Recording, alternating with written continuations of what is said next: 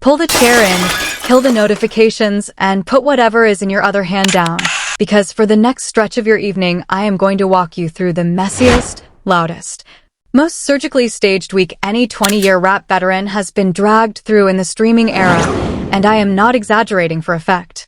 Rick Ross has been running this business since flip phones had cameras that looked like pinholes. Rick Ross has been stacking platinum plaques since MySpace was a career move. Rick Ross has outlasted eras, executives, entire subgenres, and roughly 900 rappers who were supposed to bury him. And this week the number that came back attached to Rick Ross's newest album made a lot of the quietest, richest people in this industry stop typing mid-sentence in group chats they have been running since Obama's first term. Because here is the sentence that made me sit up. The number that lit the internet on fire. The number that got stitched to 1,000 memes before Tuesday's lunch break. The number that made every timeline point and laugh at Rick Ross was wrong. It was wrong in one direction on Monday. It was wrong in a different direction by Thursday. And every time it was wrong in a way that put money, attention, or leverage into somebody else's pocket. So by the time we finish laying this evidence out on the table, I want a straight answer from you in the comments, and I want you to be honest about it. Did Rick Ross flop, or did Rick Ross get flopped? Because those are not the same thing. One is a marketplace verdict. The other is a manufactured obituary. And in only one of those two versions is there a suspect standing over the body with the caption already typed and the ring light already on. Before you scroll to the comments to type 50, slow down, because this is not only a Curtis story. Drake is inside this in a way nobody on your feed has bothered to explain to you correctly, and by the time we get to that portion of the map you are going to see it. Let me lay the map flat before we walk it, because too many accounts running with this week's story skip the part that actually matters. Set in Stone was not a low-effort mid-year drop. It was a milestone project. It was a 20th anniversary victory lap wrapped in gator print. It was a grown man luxury statement from the same architect who built the modern template for what luxury rap even sounds like. Rick Ross had the car show, the tour announcement, the podcast run, the press circuit, a 19-track album, and a features list that read like an all-star weekend guest room. On paper, that is not a bad news week. On paper, that is a coronation. Then the forecast leaked. And the first whisper that hit the timeline was not a chart. It was a projection, and I need you to burn that distinction into your memory because the whole shape of this week bends on it. The early projection had Set in Stone landing somewhere under 26,000 equivalent album units, which would mean no top 20 debut. Is that number embarrassing for a legacy artist in a streaming market that has quietly stopped rewarding legacy? Not remotely.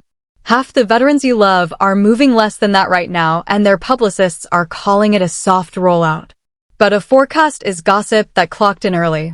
And the moment that early forecast walked in wearing its coat and tie, every account with a ring light started inventing. Within 24 hours, the number mutated. Suddenly, the projection was not under 26,000. Suddenly, the internet had convinced itself the Rick Ross album had moved 2,000 copies. 2,000. Somebody typed that. Somebody screenshotted that. Somebody laid it over a graphic with the crying laughing emoji and pushed the button, and the thing took off like it had been notarized by the courts. And I want to be surgically clear with you right now, because the rest of this story lives or dies on the sentence I am about to say. That 2,000 figure was never confirmed by any charting entity. It was never sourced. It was never traceable to a single reporting body a human being could name out loud. It was a rumor in a spreadsheet costume. And it did numbers. Boy, did it do numbers. That fake little decimal outperformed the actual album by a factor nobody has calculated because nobody wants to. Then the early reporting started trickling in, and this is where the ground shifted underneath everybody. One wave of the reporting had Set in Stone debuting at number 45, with roughly 17,200 units, and the breakdown of those units showed the overwhelming majority coming from streaming equivalents, with only around 2,000 from actual pure sales, meaning the physical purchases and the digital purchases. And look at what just happened in front of your eyes. Around 2,000 pure sales. Do you see what somebody did with that line? Somebody took the least flattering row on a spreadsheet, deleted the rest of the spreadsheet, stapled the word album to the number and handed the internet a headline. That is not sloppy. That is deliberate. That is how a narrative gets built when the truth is not funny enough to move. And then the final, official first week number landed on the chart. Rick Ross debuted at number 39 with 19,000 equivalent album units. 19,000. Number 39. So let me count the versions of the same number with you, all of them attached to the same album and the same 7 days. Version 1, under 26,000, projected. Version 2, 2,000, fabricated. Version 3, 17,200, at number 45, reported. Version 4, 19,000, at number 39, official. For numbers. One album. 1 week. And notice the thing that almost no account on your feed bothered to notice, because it did not fit the punchline. The final official number was higher than the leaked number that the internet had already spent 72 hours laughing at. It went up. The story got better. And nobody moved. Because a retraction never goes viral. Retractions do not trend on this platform. They never have. Only the funniest wrong number trends.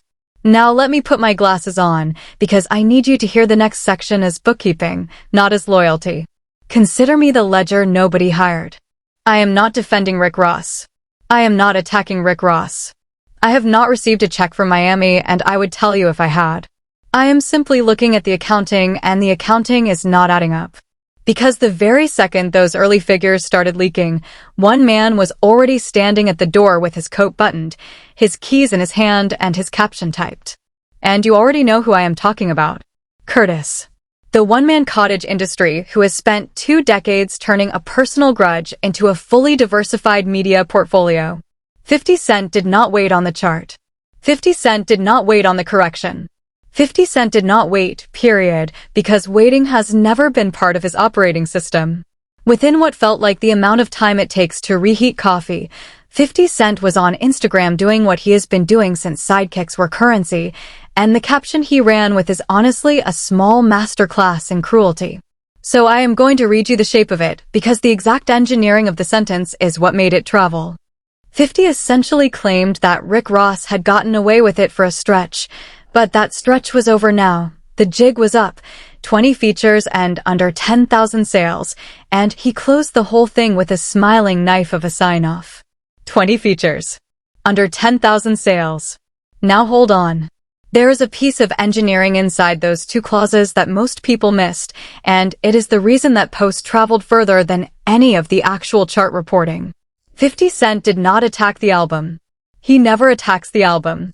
Attacking music is a matter of taste, and taste is arguable. 50 Cent attacked the arithmetic, because arithmetic feels like evidence. Arithmetic feels neutral. Arithmetic feels like it walked in wearing a lab coat and a lanyard. And when you pair one verifiable fact, the number of features on the track list, with one deliberately deflated, unverifiable sales number, the truth of the first half quietly cosigns the fabrication of the second half. The real thing carries the fake thing across the finish line on its back. That is not commentary. That is a magic trick. Let us look at the feature count, because the feature count is genuinely real. Set in Stone runs 19 tracks. By the counting that circulated all week, 14 of those 19 tracks carry a guest voice. 14. Which means the overwhelming majority of a 19-track album has somebody else on it. Is that a crime? Absolutely not. Rick Ross has always been a curator. His albums play like dinner parties where he is the host with the deepest wine cellar in the building, and half the reason people RSVP is to see who else got invited. That is a legitimate identity. That identity produced some of the best luxury rap posse cuts of the last decade and a half. But when the first week units come back light, a features-heavy track list stops looking like generosity and starts looking like Exhibit A. Because now the case writes itself without a lawyer. 20 cosigns, 14 guest appearances, a roster of names any label would kill for, and this is the return. That is not a music review. That is a business autopsy. And Curtis performed it in a single caption, without ever having to press play on a single song. Which is the trick. Curtis does not have to listen. He only has to count. Now here is where the story pivots, because Rick Ross did something I did not expect, and something a lot of accounts read completely wrong. Rick Ross did not defend the number. Sit with that. A 20-year veteran is watching his commercial performance get dragged through every comment section from Miami to Manchester, and instead of coming out with a spreadsheet, instead of dropping the "actually my streaming is still counting" thread that we have all read 100 times, instead of the classic wounded artist statement, Rick Ross came out and changed the subject entirely. And he did not change it to music. He changed it to real estate. A fan slid into his replies asking what he thought about the Curtis post and, on camera, playing it completely bored, Rick Ross essentially asked what Curtis had even said, then pivoted mid-breath and asked how things were going over there in Shreveport. Shreveport. That was not a comeback. That was a scalpel wearing a smile.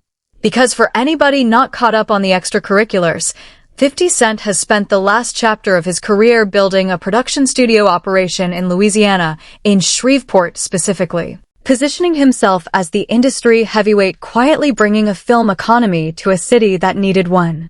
That has been his whole second act. That is the pillar of his post-rapper identity. That is the thing he brings up in interviews when he wants to remind you he is not a rapper anymore, he is an infrastructure guy. And without raising his voice, without dropping a diss track, without even a full sentence of effort, Rick Ross walked over to that pillar and knocked on the wood to see if it was hollow. And then Rick Ross kept going. And this is where I had to put my mug down.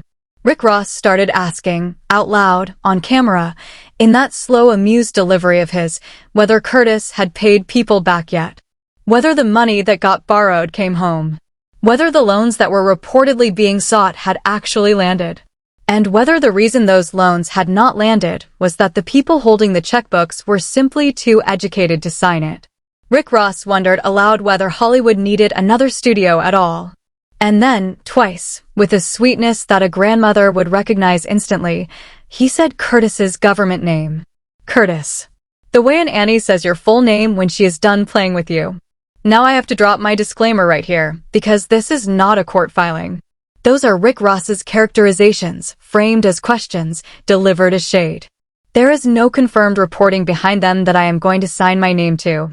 But strategically, and I mean strategically at the graduate school level, that response is one of the most efficient counterpunches I have watched in a beef this old. And here is why. 50 Cent attacked Rick Ross where Rick Ross is weakest right now, which is the sales chart. Rick Ross responded by attacking 50 Cent where 50 Cent has decided his legacy lives, which is the empire. One man said your album is not moving. The other man said your business is not closing. And only one of those two claims can be tested by a Tuesday chart. You seeing what I am seeing?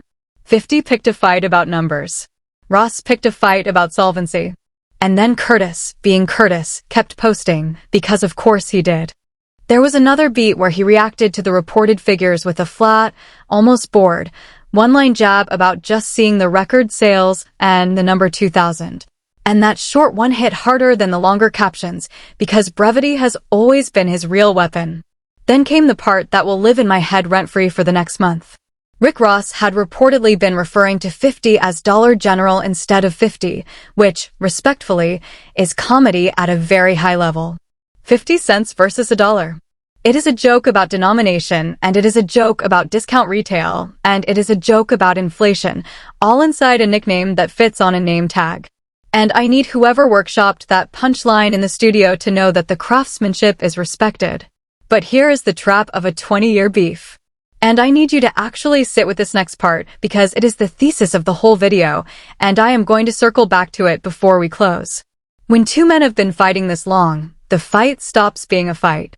It becomes a joint venture. It becomes an annuity. It becomes a shared employer. Every single time one of them speaks, the other one gets a news cycle handed to him for free. Every time one of them posts, the other one's name climbs a chart neither of them is on. They are not enemies anymore. They are co-workers with a poisonous shared calendar, and the calendar has quietly become the most reliable revenue stream either of them has had in a decade. Give me a second, I need to open the folder, because this next receipt is the one that changed my mind about the entire week. I walked into this story assuming it was a sales story. It is not. While everybody on your timeline was busy arguing about 17,000 versus 19,000 versus a fabricated 20,000, a completely separate story was quietly running in the background, and it was, in my honest opinion, far more corrosive than any chart position ever could be. The tour. Rick Ross had announced a run of dates. Somebody being nosy, in the way that I fully endorse, went and pulled up a live seating map for one of the dates in the run. And what circulated after that was a screen full of green. Green dots. Green everywhere. Green meaning unsold. Not a scattered handful of empties up in the nosebleeds, which every single show on Earth has. Visible structural emptiness inside a building sitting in Miami. In Miami. His city.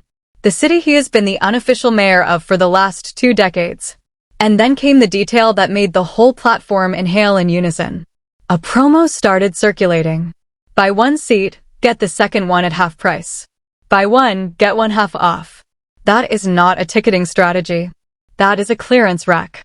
Now I want to be fair, because I am always fair even when fairness is boring. Buy 1 get 1 deals are common in live entertainment. Venues push those promotions without the artist ever approving so much as an email, and half the time the artist finds out from a fan's post the same way we do. That is the reasonable explanation. That is probably a big part of what actually happened here. But Perception has never cared about reasonable explanations. Perception saw a man who has built his entire persona on abundance, the biggest chains, the biggest cars, the biggest house, the biggest everything, running a 2-for-1 deal on his own arena. And the gap between the brand and the promotion is the exact place where humiliation sets up camp. That is why that screenshot outran every article ever written about the actual album. It was not the emptiness. It was the irony. And it is at this exact point on the map that a third name walks into the room. And once he walks in, he never leaves. Drake.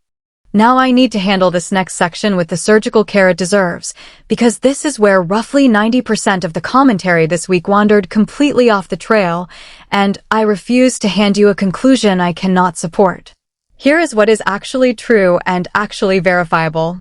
Rick Ross and Drake, 2 artists who spent the better part of a decade making some of the most commercially dominant records either of them has ever been attached to, ended up on opposite sides of a very public falling out. Rick Ross took public shots. Rick Ross went on record calling Drake's latest project, Iceman, horrendous. Rick Ross questioned, out loud, whether Drake even writes his own material. Rick Ross performed one of their biggest shared records live and made an entire bit out of doing it without Drake's vocals, telling the crowd to sing that part themselves. Let me sit inside that decision for a beat, because it is genuinely one of the wildest strategic moves I have watched a legacy artist make in real time. Aston Martin music is not some deep cut nobody knows. It is one of the most beloved records in Rick Ross's entire catalog, and a meaningful percentage of the reason a room sings that hook back is Drake. Standing on your own stage and surgically removing the most recognizable feature from your own song, on purpose as a public statement, is a move that only lands if the crowd is on your side. And the internet, being the internet, decided the crowd was not. So the album drops. And the moment the first week numbers hit, every commentary channel in the country arrived at the exact same theory inside a 6-hour window, which is almost always a red flag that a theory is comfortable, not proven. The theory went like this. Drake's fanbase did not show up for Rick Ross. Not just passively, actively. One panelist laid the math out with the kind of confidence you only get on a Wednesday live stream. The argument was that roughly 70% of hip-hop's active listenership currently overlaps with Drake's fanbase, that maybe 15% overlaps with Rick Ross, and that, critically, almost every Rick Ross fan is also a Drake fan. But the reverse is nowhere close to true. The conclusion being that when a legacy artist forces the audience to pick a side, the side with 70% wins by default, and the side with 15% gets whatever crumbs are left in the room.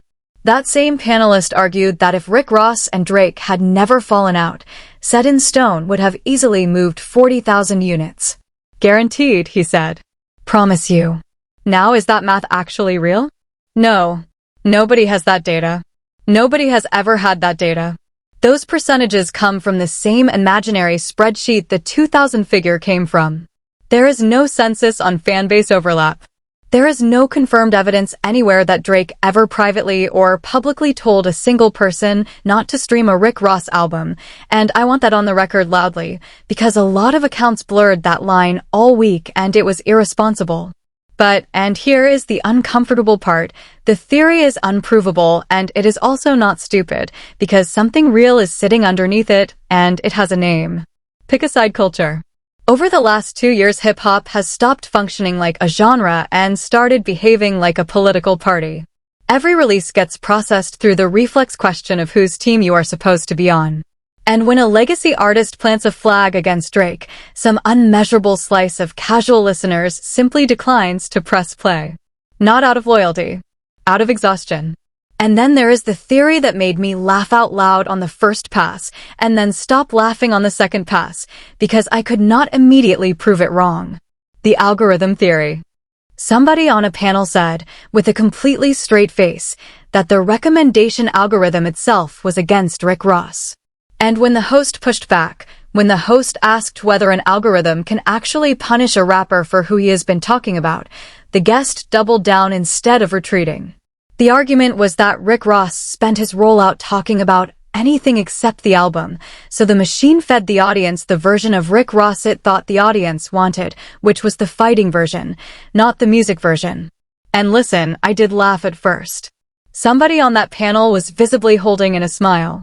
There is something objectively silly about a grown man explaining that a recommendation engine has personal feelings about a rapper from Carol City. But then the laugh died in my throat, because underneath the silliness is a real mechanism that most people do not understand. Recommendation systems do not have opinions. They have appetites. They feed you more of whatever you have already engaged with. So when Rick Ross does a press run, and the clips that get pulled from that press run are the confrontational clips, and the confrontational clips are the ones collecting comments and shares and watch time, the system learns something extremely specific. It learns that the profitable version of Rick Ross is the beefing version. So the next thing it surfaces to that same audience is more beef. Not more music. Not because the machine dislikes him. Because we clicked. We did that. Not the algorithm, us. And that is the actual quiet tragedy sitting inside this whole week, and I want you to hold on to it because it circles back at the end. Rick Ross gave the internet exactly what the internet rewards. And then the internet used that behavior as the reason not to listen to him. When he went on a major podcast that same week, the clips that traveled were not the album clips. Viewers pressed play to hear what he was going to say about Drake. And when the clips were not about Drake, they underperformed. The audience showed up for the fight. When the fight did not start, they left. That is a media environment problem, and Rick Ross is the one holding the receipt. Now let me give you the other side, because there is a strong other side and the people making it are not amateurs. Multiple veteran voices in the same week pushed back hard on the flop framing, and their argument is the one I find most persuasive of all. Rick Ross was never that kind of artist. Not in this decade. Not in the previous one. Rick Ross has never been a first-week fireworks guy in the modern streaming era. Rick Ross is a long-game operator. Rick Ross puts out a project, tours it, licenses it, syncs it, books it, attaches it to the car show, the wing business, the champagne portfolio, the property portfolio. And 18 months later, he has quietly extracted more revenue from that album than an artist who debuted at number 2 ever will. One of those veterans said it plainly on air. When you diversify, when the eggs are not all in the same basket, the first week is not the paycheck. The first week is the press release. And that is verifiable. That is one of the very few sentences from this entire week that is verifiable. Rick Ross has spent a decade building a genuinely enviable portfolio. Property, hospitality, beverages, media, a car show that is now an institution. He is one of the more competent business operators rap has ever produced, and the irony of him being publicly humiliated over money by a man whose entire counterargument is also about money is not lost on me, and it should not be lost on you. Rick Ross himself understood exactly which frame he needed to fight for. Because when Rick Ross finally spoke about it at length, he did not argue about units at all. He went philosophical, and I have to admit, it was effective. He talked about being backstage on a 20-year anniversary run. He told his audience the numbers being circulated were partial, that streaming and physicals had not fully counted yet. And then he said the thing that got clipped and reshared more than anything else he said all week. He told younger artists not to let a first week make them or break them. He compared it to a painter finishing a canvas with no idea what that canvas would eventually be worth, and pointed out that value shows up generations later. Then he called Set in Stone the album of the year, told true hip-hop listeners not to fall for propaganda, said to go to the product, and reminded everybody that when other people were doing 1 million first week, he was doing 150,000. And 20 years later, he is still standing here. Now is that spin? Obviously. It is world-class spin. But it is also, and this is what almost every account missed, structurally true. Almost every artist who was doing 1 million first week in 2006 is not in this conversation anymore. Rick Ross is. That is not nothing. That is the flex. Rick Ross said something else about the record's construction that basically nobody picked up on, and it reframes the whole features complaint. Rick Ross said that when the beats were being played for him, he specifically asked not to be told who produced them. No names. He did not want the shadow of a big producer name influencing his ear. Now sit that quote next to the features criticism. A man being accused of leaning on other people's names says he actively blinded himself to names on the production side. Whether you believe that is your business. But it is a real artistic defense, and it got completely buried under a joke about a wing restaurant. Hold on. Because there is one comparison that came out of this week that did more damage than 50 and Drake and the seating chart combined, and I have not even walked you through it yet. Larry June. An independent artist. No major label war chest. No 20-feature roster. No arena run. Larry June reportedly opened bigger than Set in Stone in the same window. And the second that comparison hit the timeline, it was over. Because a chart position is abstract. A chart position is a number nobody can feel in their body. But being outsold by an artist the mainstream has decided is your junior, that lands physically. Then it happened again, from another direction. A first-week figure of roughly 19,700 units from another artist got waved around specifically because it inched past the 17,200 that was circulating for Rick Ross at that moment. And whoever was holding that microphone could not resist the line that finished the argument off. That Rick Ross had needed help. That Rick Ross had needed the Toronto tailwind. And it was not there for him this time. The Toronto tailwind. I have to be honest with you.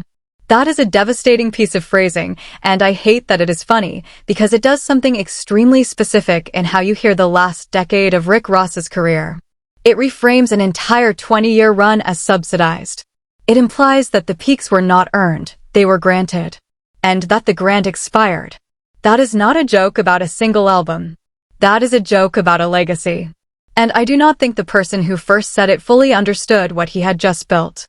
Now take a breath with me, because here is the section where I take the mask off and tell you what I actually believe is going on, and this is going to bother some of you. I do not believe this was ever a sales story. I want you to look at the sequence one more time with a clean pair of eyes, because once you see it you will not be able to unsee it. Before the album ever came out, Rick Ross went on record saying he had already been paid for the album. Money in hand. Before a single unit moved. Whether that is a distribution advance up front, or whether it is Miami talking, I cannot verify the terms and I will not pretend to. But he said it in public, before the numbers even existed. Which means the financial outcome of the first week was, from Rick Ross's chair, largely already settled before the first week began. So what exactly was the first week for? It was for us. It was content. And every single participant in this cycle got paid in a currency that is not units. 50 Cent got a week of the highest engagement he has had in months for the labor cost of typing 40 words into an Instagram caption. That is the greatest return on investment in the entire music industry, and 50 has been running that exact play unchanged since the Bush administration. He does not need a hit record. He is something better. He has a permanent nemesis with a release schedule. The commentary class got a week of guaranteed programming. Every podcast, every panel, every reaction channel, every account with a ring light, 3 straight days of free content handed to them by the news cycle. And the incentive there is brutal, and nobody says it out loud, so I will. A nuanced take that argues 19,000 first week is fine for a legacy artist in an oversaturated streaming market gets 4,000 views. A take that says Rick Ross moved 2,000 copies and it is over gets 2 million. The market pays for the lie. The market has never, once, paid for the retraction. And Rick Ross got something too, and this is the part that flips the whole thing inside out. Rick Ross got a level of name saturation that no marketing budget on earth could have bought at the checkout.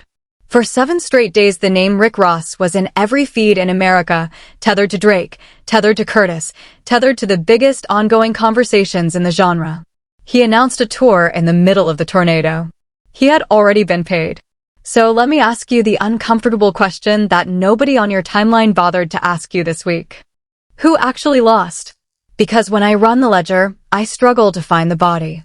Rick Ross got paid before release, got a top 40 debut, got total cultural saturation, and gets to sell tickets on the back of the notoriety. 50 got a free news cycle.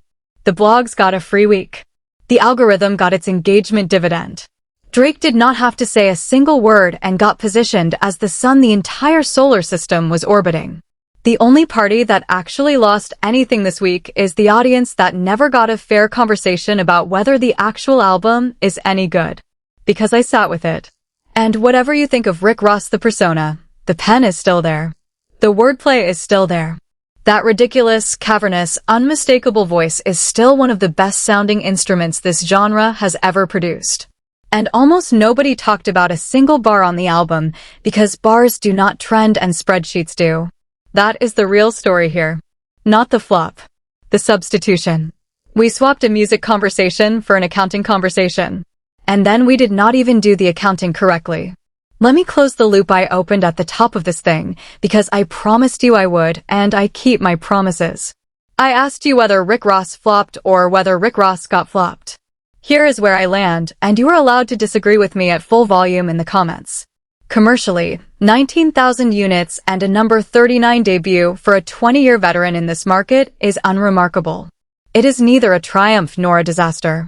It is a Tuesday. Dozens of legacy artists posted the same or worse this year, and nobody built a single graphic about it. Narratively, Rick Ross got flopped. Absolutely and comprehensively and with premeditation. The story the public consumed was not the story the data supported. The number the public repeated was never real. The correction, when it finally landed, went up and nobody covered the correction. The comparison points that were selected specifically to maximize humiliation. And the man best positioned to profit from that humiliation had his caption ready before the chart did. That is not a flop. That is a robbery scored with applause. But I am not letting Rick Ross walk out of here spotless either, because that would be dishonest, and you did not click this to hear a press release. Rick Ross handed them the gun. Let us be honest about that. Nobody made Rick Ross spend an entire rollout talking about Drake. Nobody made Rick Ross call another artist's album horrendous 3 weeks before his own release date. Nobody made Rick Ross stand on his own stage and surgically strip the Drake vocals out of one of the most beloved records in his own catalog and turn it into a bit. Nobody made Rick Ross question whether another artist writes his own material while sitting on a project that is 14 guests deep across 19 tracks. That is the point where my sympathy runs out, because the strategy was internally contradictory. You cannot build a rollout on confrontation and then act surprised when the coverage is about the confrontation instead of the songs. Rick Ross chose the storyline. The storyline just refused to choose him back. And there is a version of this week that does not exist, and I keep replaying in my head. A version where Rick Ross drops a 19-track luxury rap record on his 20th anniversary, says absolutely nothing about anybody, gives 3 interviews about production and pen game, lets the features do the talking, and quietly debuts at number 39 with 19,000 units. Same numbers. Identical numbers. And in that version, nobody makes a single meme. Because with no villain in the room, 19,000 is just a number on a chart nobody reads. The numbers did not manufacture this week. The narrative did. And Rick Ross co-wrote the narrative. So where does this leave every player when the smoke lifts? 50 Cent walks away as the reigning champion of a sport only 50 Cent competes in, which is the sport of turning other artists' release weeks into his own content calendar. And credit where credit is owed, because Curtis has weaponized patience in a way that is genuinely rare. 50 does not chase. 50 waits. 50 waits on the chart, waits on the seating map, waits on the projection, and then arrives with one sentence and leaves. That is discipline. Ugly, relentless, marketable discipline, but discipline. Drake walks away without lifting a single finger, which is its own kind of statement. Not a post. Not a bar. Not a subliminal. And somehow half the analysis of another man's album was about Drake. That is what actual gravitational pull looks like. That is exactly why the pick-a-side era is so dangerous for every artist who is not Drake. When you build your rollout in opposition to Drake, you no longer control the frame. Drake does. Passively. By existing. And Rick Ross walks away with a top 40 album, a paid invoice, a tour to sell, a wildly expanded news footprint, and a genuine question sitting on his desk that no amount of Shreveport shade can answer for him. The question is not whether Rick Ross can still rap. Obviously he can. The question is whether Rick Ross still wants to be a recording artist, or whether he has already quietly become something else, a brand, an operator, an institution, and the albums are now marketing for the empire, instead of the other way around. Because if it is the second one, 19,000 units is not a failure. It is a rounding error on a much bigger balance sheet. And every account that spent this week laughing was analyzing the wrong business. Now here is the loop I am leaving deliberately open, and I want you to actually think about it before you scroll on to the next video. Somebody said 2000. Somebody typed that number before any charting entity had published anything at all. Somebody put it on a graphic. Somebody pushed the button. Within hours, that number was being repeated by accounts with millions of followers as if it came from an official source, which it never did. That fabricated figure shaped an entire week of coverage and has now permanently attached itself to a 20-year career. And not one single account on your feed has been asked where that number came from. I am not accusing anybody in particular of anything specific.